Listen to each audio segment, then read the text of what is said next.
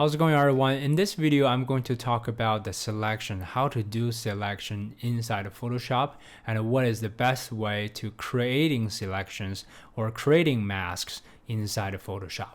Okay, so as you can see here, we already have a render image. It's directly rendered from one of the scene that I created inside Blender.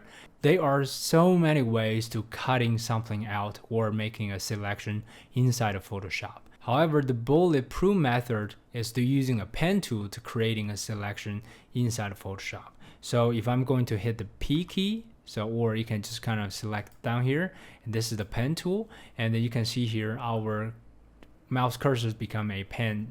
All right.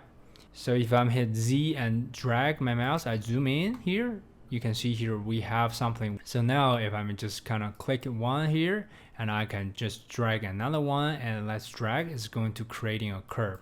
So I can continue to do so to creating another one and try my best to do all these things in here. Okay.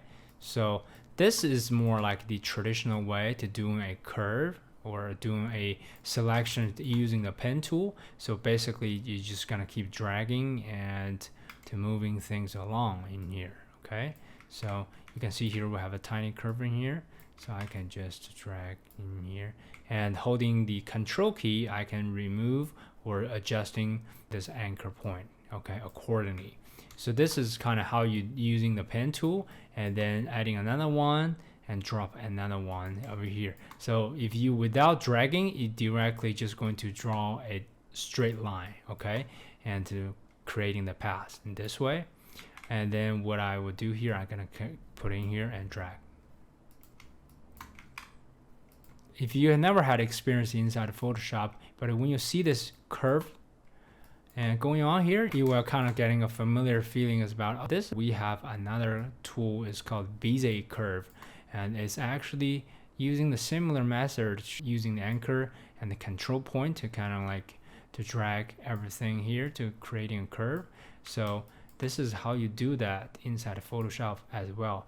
As you can see here, because earlier we have some curve going on here, this is not directly give you a line, but that's okay. I'm gonna hit the control key and holding that and just dragging this anchor back to here as well, less effect on here. And I can continue working on this, and I'm going to adding another anchor point and holding control, kind of reposition this, and I can just do that, right? So it is very time consuming, as you can see here.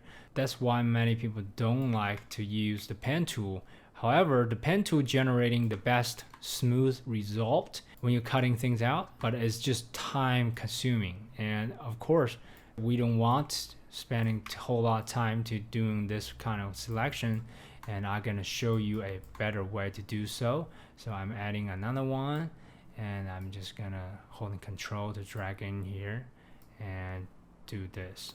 Okay, so and continue to do so, and quickly we can cut out this PS letters in here from this render image. Okay, when you are about to finish this one, you see we have a kind of like a circle or next to the anchor. It just means it's finished. Okay, it's making a complete path.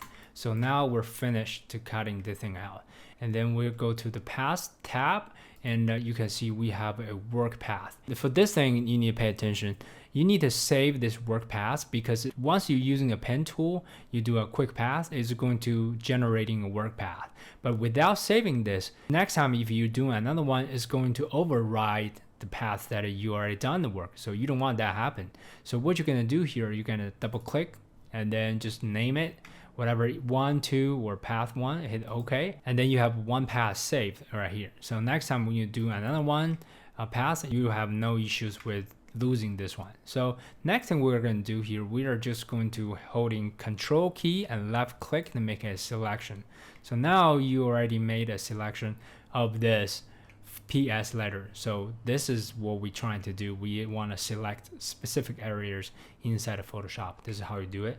And Alt Z, another way to do this is to convert this path to the selection. You can actually left click and drag, and also holding the Alt key and moving to this kind of circle selection icon and move in. And then you quickly have a pop-out window. You can choose how to feather the radius, because sometimes when you're doing cutout, we don't need that sharp, so we can actually having feathered the pixel.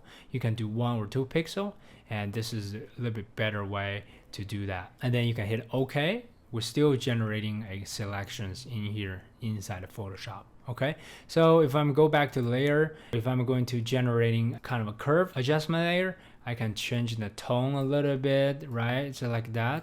And I'm using this as a layer mask because we already selected certain part of this area, so we're only affecting this Photoshop letters over here. So this is very convenient. Having this is just generating some very specific adjustments locally, and this is the reason why we're doing this. A lot of time you may thinking you can do some lighting adjustment inside of Blender. You can, but it takes a little bit longer. So, and in this way we can just generating some really minor result. We can even change the opacity to 20%. So it's very subtle changes. You can see here, toggle on and off. And this kind of subtle changes, you couldn't do that inside Blender because it's so hard to changing all these subtle changement and takes a longer time. And then another good news about this is when we're dealing with selections, we're generating masks. Because we're Blender artists, we can actually generating masks inside of Blenders without using the pen tool. The reason I'm teaching you the pen tool is because the pen tool is the bulletproof method to cutting things out, doing selections. So having that tool is still important. You want to use it sometimes, but there's another solutions to generating masks. Let me show you how to do that inside Blender. Now we're inside Blender. As you can see here, this is the exactly same render or scene that we created. And we want, for this example, we still want to select this Photoshop PS letters in the scene to generating a mask.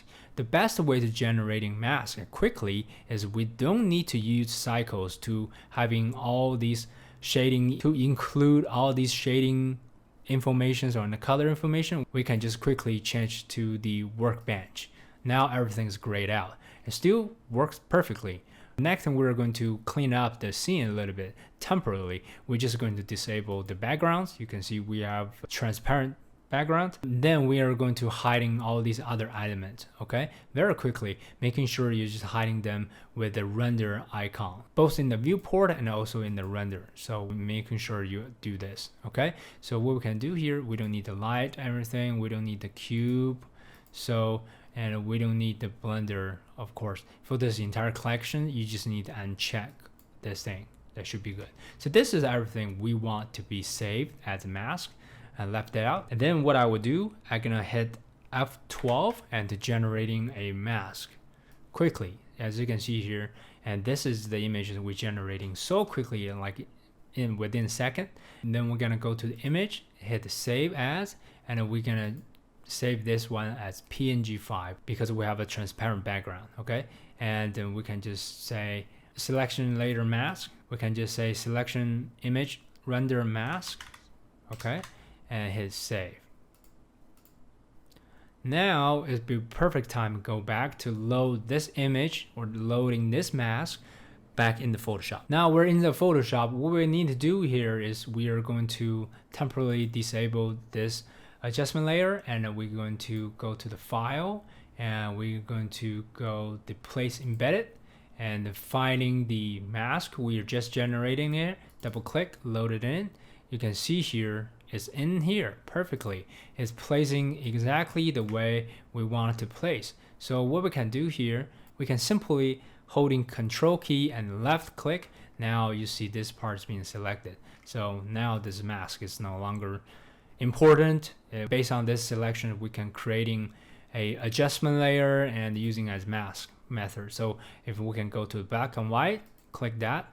As you can see here, we're generating a black and white adjustment layer and using this mask. So you can see here, if without this mask, it's going to be all black and white.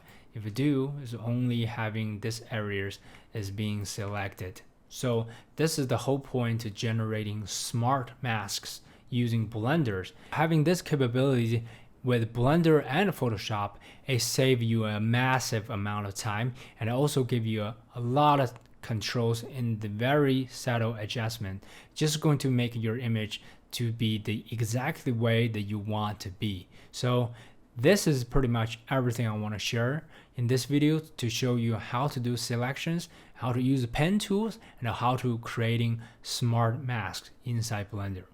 Okay, thank you so much for watching. I will see you in the next one.